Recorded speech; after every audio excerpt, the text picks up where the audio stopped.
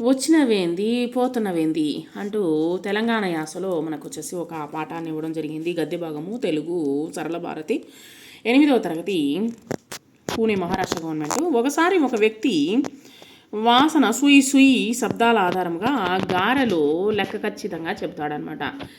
గారెలు వచ్చేసి వేయిస్తున్నారు అని చెప్పేవాడు అనమాట. ఇంకోసారి ఎవరిదో గాడిద కనపడకపోతే రాత్రంతా వెతికి పట్టుకొని గప్చిప్గా తెచ్చి కట్టేస్తాడనమాట. దానితో గొప్ప జ్యోతిష్కుడిగా పేరు పొందుతాడు ఒక అతను. సరే, ఇది విన్న రాజుగారు అతన్ని పిలిపించి గబుక్కున గుప్పెట్లో దేనినో పెట్టుకొని ఇదేంటో చెప్పు అంటారనమాట. ఆ వ్యక్తి భయంతో వణికిపోతూ అబ్బా చెప్పకపోతే మనము తలను తీసేస్తాడు. తలవని తలంపుగా సయ్యం సుయ్యం గారెల అదృష్టం శరీర కష్టం గాడిద అదృష్టం చస్సిని గదరా మెడతం బట్టు అంటాడు అతను అనమాట. అనేసరికి దాన్ని రాజు సభాష్ నా పిడికిల్లో ఉన్నది మిడత అని భలే కనిపెట్టావు అంటారనమాట. మరి ప్రస్తుత పాఠంలో అలాంటిది ఒక సంఘటన అనేటువంటి జరిగింది. అదేమిటో తెలుసుకుందాము. ఇక్కడ చూడండి. ఒక ఊర్లో ఒక పల్లెటూరులో వచ్చేసి ఒక పశువుల కాపరి ఉండేటోడు. రోజు పొద్దుగాలనే, అంటే ఇక్కడ తెలంగాణ యాసతో ఉన్నది, దాన్ని మీకు తెలుగులో ఎక్స్ప్లెయిన్ చేస్తాను. రోజు పొద్దుగాలనే పశువుల్ని తోడుకొని పోవుడు, పొద్దుగూకంగా వెనకకు మలుచుకొల్చుడు, ఇంత దీని పండుకునుడు అయ్యే ఈయే ఆయన రోజు చేసే పనులు. ఇంతకు మించి ఆయనకేం తెలవదు. అంటే ఒక పల్లెటూరులో ఒక అతని ఆ యొక్క పశువుల కాపరి ఉండేవాడనమాట. రోజు పొద్దుగాలనే పశువులను తీసుకుపోవడము, తర్వాత మరలా తీసుకొని రావడము, ఆ తర్వాత వచ్చేసి తినడం పడుకోవడము, తర్వాత వచ్చేసి దీనికి మించి ఇతనికి ఏం తెలియదు అనమాట విషయము. ఒకనాడు ఆయన భార్య ఆయనతోటి ఏవయ్యా ఊళ్ళే అందరూ నన్ను పట్టుకొని నీ మొగుడు ఒట్టి అమాయకుడు అని చెప్పేసి నన్ను అంటున్నారు. మీ భర్త వచ్చేసి అమాయకుడు అంటున్నారు, నోట్లో ఏలు పెడితే కొరకడు, ఈ రోజులల్లే గిట్లుంటే ఎట్లా, ఈ రోజుల్లో ఇలా ఉంటే ఎట్లాగా అని అడుగుతున్నారు. నలుగుట్ల తిరగాలే, 4 ముచ్చట్లు తెలుసుకోవాలి అంటుండ్రు. అంటే నలుగురితో తిరగాలి, 4 మంచి విషయాలు తెలుసుకోవాలి అని చెప్తూ ఉన్నారు. వాళ్ళు అట్లా అంటుంటే నాకు చాలా చిన్నతనం అనిపిస్తుంది. అంటే నాకు ఏదో మాదిరిగా అయిపోతుంది అయ్యా, నాకు ఒక విధంగా ఉంది. సో నన్ను ఏదో అవమానిస్తున్నట్టుగా ఉంది. ఇక నుంచి నేను పశువుల కాసుకొని వస్తా, కానీ నువ్వు ఊళ్ళే పెద్ద మనుషుల చుట్టూ తిరిగి జరన్ని పెద్దరికపు మాటలు నేర్చుకొని రాబో అన్నదనమాట. అంటే పోయి పెద్దరికపు మాటలు తెలుసుకొని రా, మంచి విషయాలు తెలుసుకురాబో, పెద్దవాళ్ళతో కలిసి పెద్దవాళ్ళతో తిరుగుతూ అని చెప్పిందనమాట. పశువుల కాపరి సరేనని కచ్చీరు గాడికి ఒయ్యుండు, అంటే అక్కడ ఉన్నటువంటి జనాల కాడికి పోయి ఆడ కొంతమంది పెద్ద మనుషులు కూర్చొని వచ్చి పోయేట్లతోటి అదో ముచ్చట, అంటే వచ్చేపోయే వాళ్ళతో మాట్లాడుతూ ఉంటారనమాట. అక్కడ కూర్చొని గచ్చు మీద కూర్చొని ఇదో ముచ్చట మాట్లాడుతుర్రు. ఆయన్ని ఇసుకుంటా కూసుండు, వచ్చినదేంది, కూసున్నావేంది, నిలబడ్డవేంది, పోతున్నవేంది అని చెప్పేసి ఈ విధంగా ఉరుకుతున్నావేంది, గిసింటి మాటలన్నీ విన్నాడు.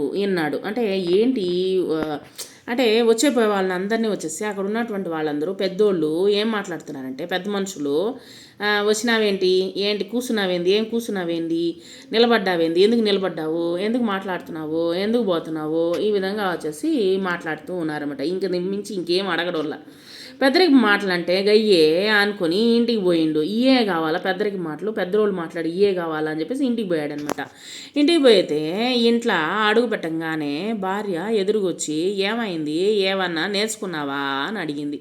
అంటే నువ్వేమైనా తెలుసుకున్నావా అని అడిగిందనమాట. తెలుసుకున్న తర్వాత అప్పుడు ఆయన ఓ మస్తు నేర్చుకున్నాలే అని మాటల్ని వినిపించిండు. అంటే ఏదో పెద్దోళ్ళు మాట్లాడుతుంటే నేను కొన్ని తెలుసుకున్నాను, అవి వినిపిస్తాను చూడు అని చెప్పాడనమాట. అప్పుడు ఆమె తలకాయ కొట్టుకుంటా నేను మస్తు నేర్చుకున్నా అని మాటలన్నీ వినిపించిండు. అంటే అక్కడ విన్నటువంటి మాటలన్నీ చెప్పాడనమాట.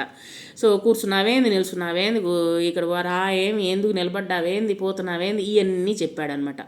చెప్పేసరికి అప్పుడు ఆమె తలకాయ కొట్టుకుంది అనమాట. అంటే తల కొట్టుకుని నీ తెలివి తెల్లారినట్టే ఉంది, పెద్దరికం మాటలంటే గియ్యా, నలుగురికి చెప్పేటట్లుండాలి, 10 మెచ్చేటట్లుండాలి, ఎన్నడు నేర్చుకుంటావో ఏమో పో అన్నదనమాట. అంటే మంచి మాటలు అంటే ఇయ్యా కూర్చోండు, నిల్చోండు, పక్కనోండు, ఎల్లుండు ఏంది ఈ మాటలేంది ఇవన్నీ అంటే పెద్దరిక మాటలు అంటే ఇయ్యా నలుగురికి మంచి మాటలు చెప్పాలి. తర్వాత వచ్చేసి వాళ్ళు చెప్పేటట్టు వాళ్ళు మెచ్చేటట్లు మనం మెలగాలి. అయి కదా పెద్ద మాటలు అంటే అని చెప్పేసి ఈవిడ అనిందనమాట. ఇక పశువుల కాపరి అయ్యే మాటల గురించి ఆలోచించుకుంటా పండుకుంటూ అంటే పశువుల కాపరికి పెద్దగా ఏం తెలియదు కదా. మధ్యరాత్రి కాగానే ఒక దొంగోడు అల్లింట్లకు జొరబడ్డోడు అంటే వాళ్ళ ఇంట్లోకి వచ్చాడనమాట ఒక దొంగ. అదే టైంకి మనోడు నిద్ర కలవరిచ్చుండు అంటే నిద్రలో కలవరిస్తూ ఉన్నాడనమాట. మొదలుపెట్టిండు అంటే స్టార్ట్ చేశాడనమాట. వచ్చినవేంది అన్నాడనమాట. అనేసరికి అది వినంగానే దొంగ నేను వచ్చిన సంగతి ఈడు కనిపెట్టిండా ఏంది అనుకుంటా ఒక మూల పోయి కూర్చుండు అంటే వచ్చినవేంది అని చెప్పేసి అడిగాడనమాట. అడిగేసరికి భయపడిపోయాడు ఎవరు దొంగ. అబ్బా ఏరా మేల్కొని ఉన్నారా ఏంటి, వీళ్ళు వచ్చేసి మనల్ని అరుస్తూ ఉన్నారు, ఒకవేళ మేల్కొని ఏమైనా ఉన్నాడా అని చెప్పేసి అనుకున్నాడనమాట. తర్వాత వచ్చేసి ఒక మూల పోయి కూర్చున్నాడు. అప్పుడు పశువుల కాపరి కూర్చున్నావేంది అని కలవరించుండు అంటే కళ్ళు కలవరిస్తూ ఉన్నాడనమాట. కూర్చున్నావేంది అన్నాడనమాట. పోయి మూల కూర్చున్నాడు కదా, ఆ మూల కూర్చునేసరికి అన్నాడనమాట. అనేసరికి దొంగ ఒళ్ళు జల్లుమన్నది. అంటే ఒకవేళ మేల్కొని ఎన్ని చూస్తున్నాడా ఏమనిపించింది అనమాట. నిమ్మలంగా లేచి నిలబడ్డాడు, నిలుచుకున్నాడు అనమాట. అప్పుడే పశువులు కావాలి నిలబడ్డవేంది అన్నాడనమాట. నిలబడ్డవేంది అన్నాడు. దొంగని గుండె గుబిల్లుమన్నది అంటే భయపడిపోయాడు అనమాట. అడుగు వేసుకుంటూ వెనకకు మళ్ళిండు అంటే వెనక్కి వెళ్ళిపోయాడు అనమాట. అప్పుడు పోతున్నావేంది అన్నాడు అనమాట. ఎక్కడికి పోతున్నావు అన్నాడు అనమాట. పోతున్నావేంది అని కలవరిచ్చుండు పశువుల కాపరి. ఇక దాంతో దొంగకి అదురు పుట్టింది. ఉరుకుకుంటా వచ్చిన తోవ పట్టిండు అంటే ఎట్టయితే వచ్చాడో అలాగే పారిపోయాడనమాట. అంటే పరుగులు తీశాడనమాట. సో కాబట్టి తను అన్నాడు ఆ విధంగా వచ్చేసి దాంతో దొంగకి అదురు పుట్టింది, ఉరుకు పట్టాడనమాట. అంటే పరిగెత్తాడు. దాంతో దొంగ ఇంకింత అదురుకొని వామ్మో ఈడు కళ్ళు మూసుకొని అన్నీ కనిపెడుతుండ్రో, ఇక నా పని చేస్తున్నట్టే ఉండు అనుకుంటూ వెనక్కి మళ్ళీ చూడకుండా ఉరుకుడు అనమాట. ఉరుకుడు అంటే పరిగెత్తుకుంటూ వెళ్ళిపోయాడనమాట. సో ఈ విధంగా వచ్చేసి తెలంగాణ యాసలో మనకు వచ్చేసి ఒక చిన్న హాస్యంతో కూడినటువంటి ఒక కథని మనకు చెప్పడం జరిగింది. ఆ తర్వాత అర్థాలు వచ్చేసి మలుపుకొచ్చుట, తెచ్చుకోవడము, నలుగుట్ల అంటే నలుగురిలో ముచ్చట్లు, సంగతులు లేదా కబుర్లు, ఉరుకుతున్నా, పరిగెత్తుతున్నా, గిసాంటి అంటే ఇటువంటి, మస్తు అంటే చాలా, నిమ్మలంగా నెమ్మదిగా, తొవ్వ అంటే తోవ లేదా దారి. ఈ యొక్క పాఠంలో వచ్చేసి పురుషులు అంటే ఏంటి అనేటువంటిది మనం ఉత్తమ పురుష అంటే తమను గురించి తెలుపునది అంటే మన గురించి మనం చెప్పుకునేదాన్ని ఉత్తమ పురుష అంటాము. ఉదాహరణకు నేను, మేము అనేటువంటిది చెప్పేటప్పుడు నేను పుస్తకం చదువుతున్నాను, మేము ఆడుకొనుచున్నాము అనేటువంటిది ఉత్తమ పురుషము. మధ్య పురుషము అంటే ఎదుటి వారిని గురించి తెలుపునది అంటే నీ ముందు ఉన్నటువంటి వాళ్ళని మధ్య పురుషుడు అని అంటాము. నీవు ఎచ్చరికి వెళ్తున్నావు, మీరు ఎప్పుడు వచ్చారు అని ఈ విధంగా చెప్పేటువంటిది.